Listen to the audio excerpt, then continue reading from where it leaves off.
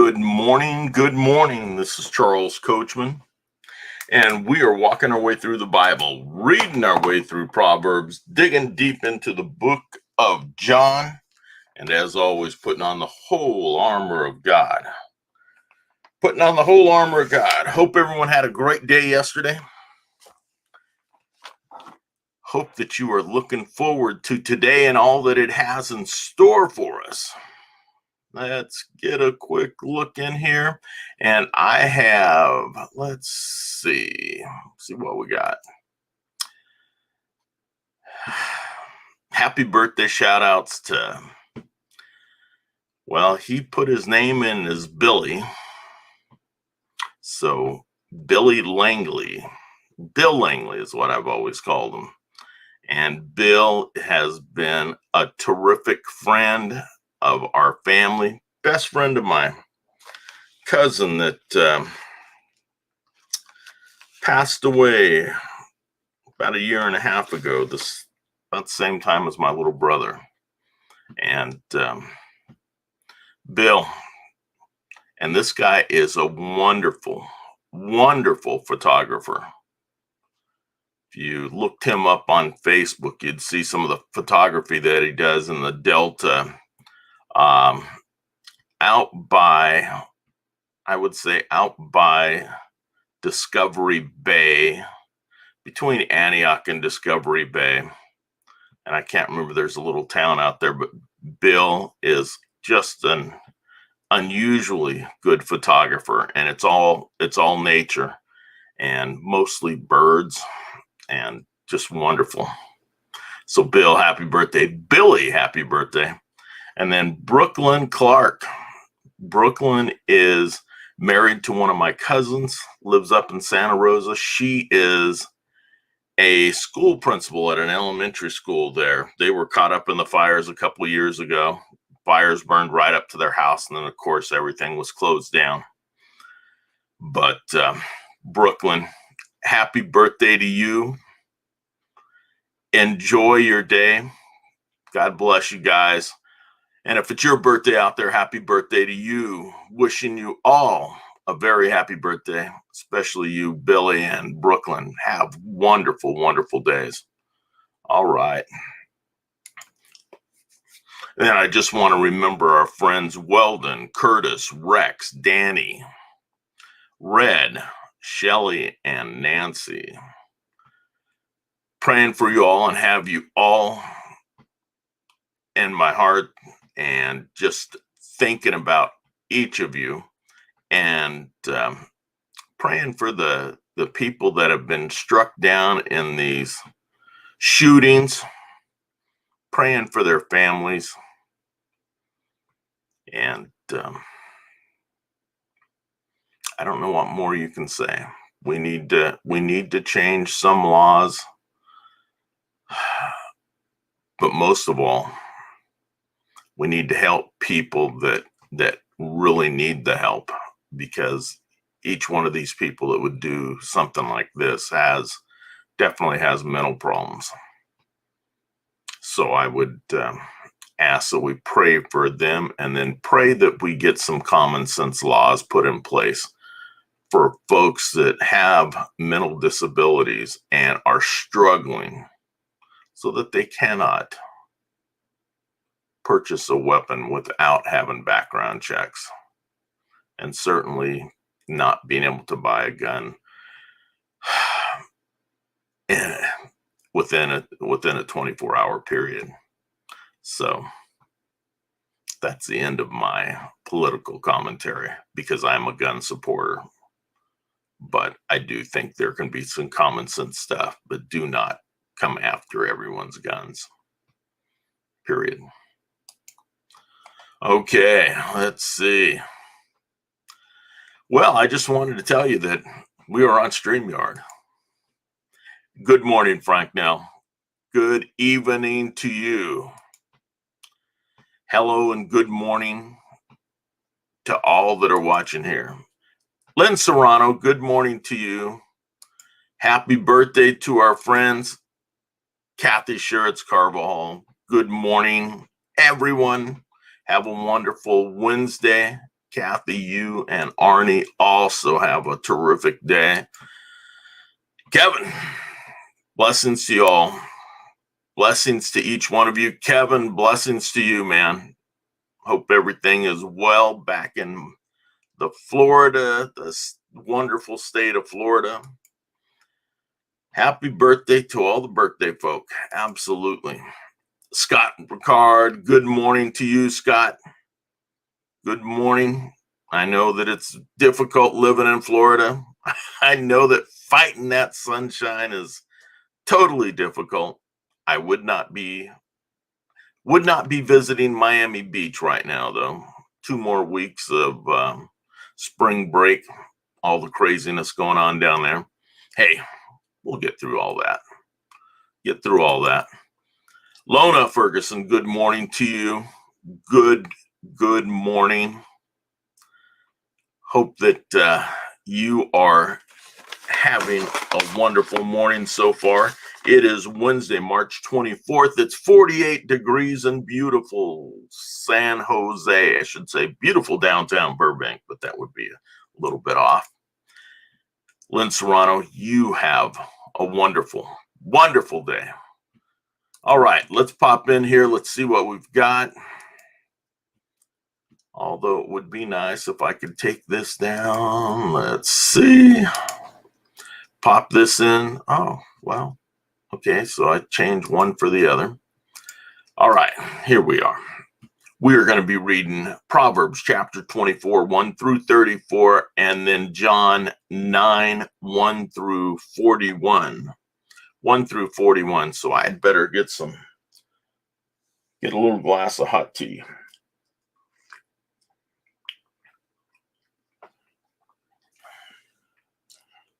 Got up in time to make a pot of tea, so yay me. Okay, March 24th. Proverbs 24. Precepts and warnings. Do not be envious of evil men, nor desire to be with them, for their minds devise violence, and their lips talk of trouble. By wisdom a house is built, and by understanding it is established.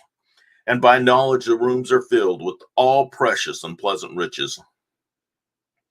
A wise man is strong, and a man of knowledge increases power. For by wise guidance you will wage war, and in abundance of counseling there is victory. Wisdom is too exalted for a fool. He does not open his mouth in the gate. One who plans to do evil, men will call a schemer. The devising of folly is sin, and the scoffer is an abomination to men. If you are slack in the day of distress, your strength is limited. Deliver those who are being taken away to death, and those who are staggering to slaughter, hold them back. If you say, see, we did not know this, does he not consider it who weighs the hearts? And does he not know it is who keeps your soul? And does he not know it who keeps your soul? And will he not render to man according to his work? My son, eat honey, for it is good. Yes, the honey from the comb is sweet to your taste. Know that wisdom is thus for your soul. If you find it, then there will be a future, and your hope will not be cut off. Do not lie in wait, O wicked man, against the dwelling of the righteous. Do not destroy his resting place. For a righteous man falls 7 times and rises again, but the wicked stumble in time of calamity. For a righteous man falls 7 times and rises again, but the wicked stumble in time of calamity. Do not rejoice when your enemy falls, and do not let your heart be glad when he stumbles. Or the Lord will see it and be displeased and turn his anger away from him. Do not fret because of evilgoers, or be envious of the wicked, for there will be no future for the evil man. The lamp of the wicked will be put out. My son, fear the Lord and the king. Do not associate with those who are given to change, For their calamity will rise suddenly, and who knows the ruin that comes from both of them. These are also the sayings of the wise. To show partiality in judgment is not good. He who says to the wicked, you are righteous, people will curse him, nations will abhor him. But to those who rebuke the wicked will be delight, and a good blessing will come upon them. He kisses the lips who give right answers. Prepare your work outside and make it ready for yourself in the fields. Afterwards, then build your house. Do not be a witness against your neighbor without cause, and do not deceive with your lips. Do not say, thus I shall do to him as he has done to me. I will render to the man according to his work. I passed by the field of the sluggard and by the vineyard of the man lacking sense. And behold, it was completely overgrown with thistles. Its surface was covered with nettles, and its stone wall was broken down. When I saw, I reflected upon it, and I looked and received instruction, a little sleep, a little slumber, a little folding of the hands to rest. Then your poverty will come as a robber, and your want like an armed man. So we have gotten the God-inspired word. We have gotten what God is telling us, what Solomon is laying down here for us, saying, be smart, be wise, seek wisdom and knowledge and understanding. Do this and God will be pleased. Do wrong. Talk about others. Talk about the bad things that they're doing. Laugh when a person stumbles, when it is in a bad place. Laugh at them for their misdeeds, their missteps, and God will take his anger away from them. We have to make sure that we're doing the right things. Again, it mentions that God is looking for proper scales, saying we want justice. We want justice.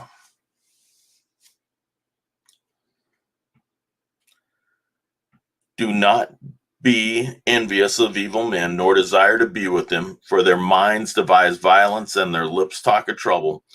By wisdom a house is built, and by understanding it is established, and by knowledge the rooms are filled with all precious and pleasant riches.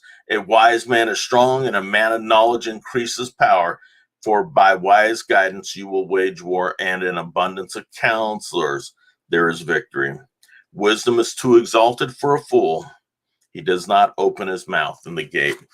So we just need to make sure that we are following those. We want to follow those rules. We know that what's going to happen. We know what's going to happen with an evil person. We know in its entirety what will happen with an evil person. But it is not for us to judge. God will handle all the revenge that is necessary. It won't be pleasing to people, but God's not worried about pleasing people. We want to make sure that we're doing what's right, what's fair, and what's just. Turning now to John 9, healing the man born blind. Take another sip real quick.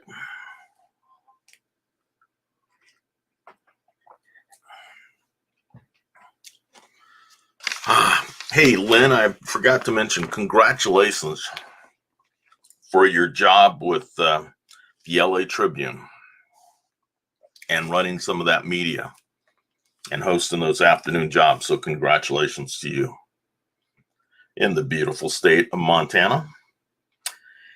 Healing the man born blind. As he passed by, he saw a man and blind from birth. He saw a man blind from birth. And his disciples asked him, Rabbi, who sinned, this man or his parents, that he would be born blind? Jesus answered, it was neither that this man sinned nor his parents, but it was so that the works of God might be displayed in him. We must work the works of him who sent me as long as it is day. Night is coming when no one can work. While I am in the world, I am the light of the world.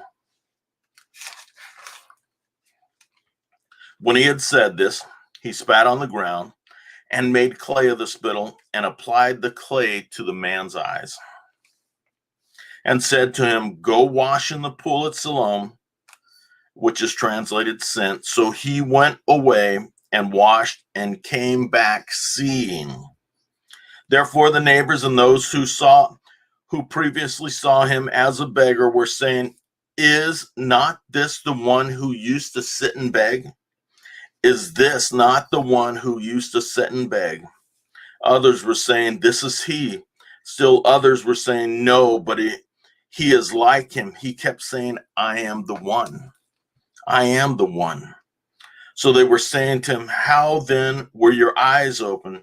He answered, the man who was called Jesus made clay and anointed my eyes and said to me, go to Siloam and wash. So I went away, washed, and I received my sight. They said to him, where is he? He said, I don't know. I don't know. Controversy over the man. They brought to the Pharisees the man who was formerly blind. Now it was a Sabbath on the day when Jesus made the clay and opened his eyes. Then the Pharisees also were asking him again how he received his sight. And he said to them, he applied clay to my eyes, and I washed, and I see. Therefore, some of the Pharisees were saying, this man is not from God because he does not keep the Sabbath. But others were saying, how can this man who is a sinner perform such signs? And there was a division among them. So they said to the blind man again, what do you say about him since he opened your eyes? And he said, he is a prophet. He is a prophet. The Jews that did not believe it is of him, the Jews then did not believe it of him that he had been blind and had received sight until they called the parents of the very one who had received his sight and questioned them, saying, is this your son who you say was born blind? Then how does he now see? His parents answered them and said, we know that this is our son and that he was born blind.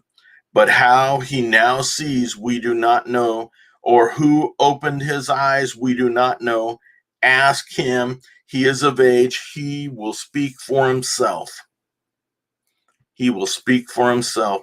His parents said this because they were afraid of the Jews, for the Jews had already agreed that if anyone confessed him to be Christ, he was to be put out of the synagogue.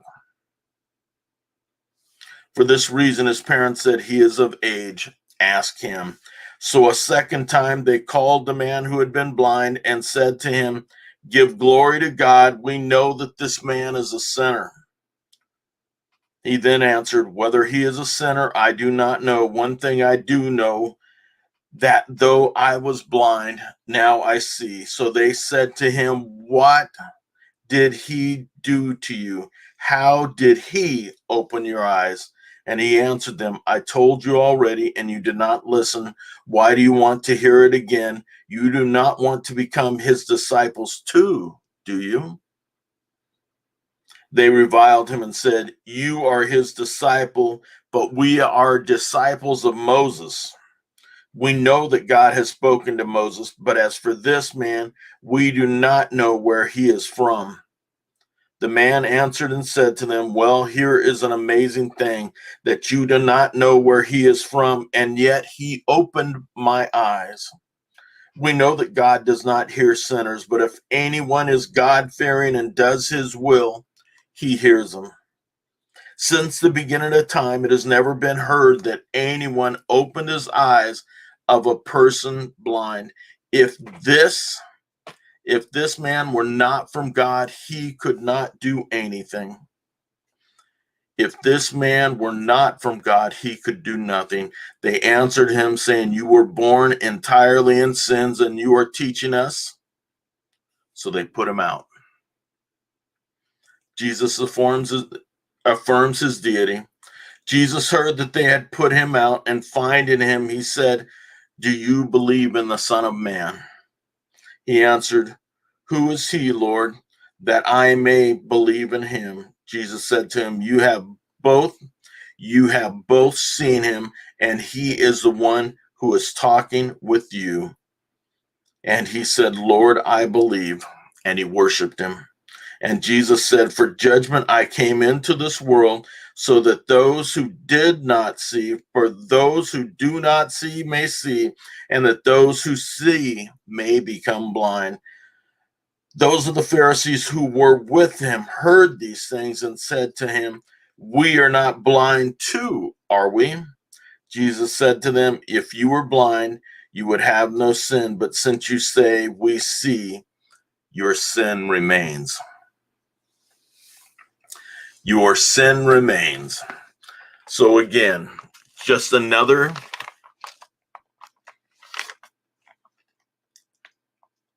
miracle happens on the Sabbath. The Jews are not happy with this. You are not to do deeds on the Sabbath, that is breaking the law of Moses.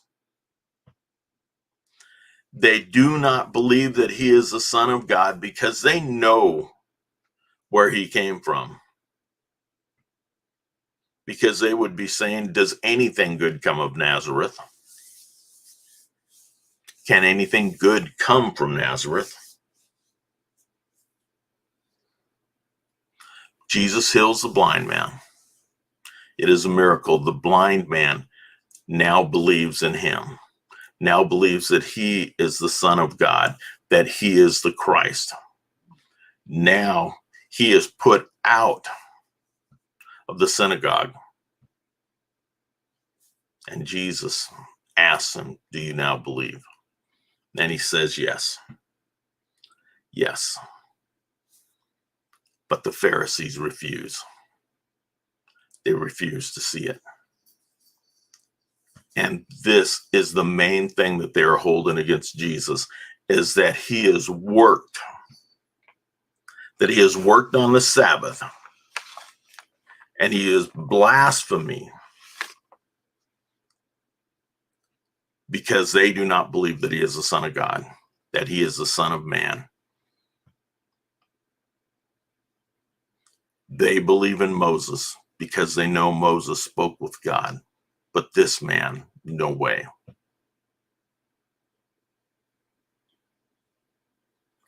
They wanted their power. They do not want Christ. And we're going to learn more. We're going to learn more about their deeds and what happens in the following days as we continue reading through John. I hope everyone has a wonderful day. Hope you have a blessed day. If you have an opportunity to help somebody, if you have an opportunity to give a good word to somebody, do it. Just do it. If you haven't spoke to somebody and they've been on your mind for a while, give them a call. Thank you guys for all being here. I appreciate your time. I appreciate all of you more than I can say. Hey, Mazda man, good morning. Good morning to you. Hey, good morning, Mark. Good morning to you. So I'm going to close it out and just say have a wonderful day. If you'd like to share this out, please do.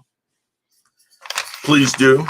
And I'd ask you to join us again tomorrow as we continue our walk through the Bible, reading the Proverbs and digging deep into the book of John. Have a wonderful day. I look forward to seeing you again tomorrow. God bless. Bye.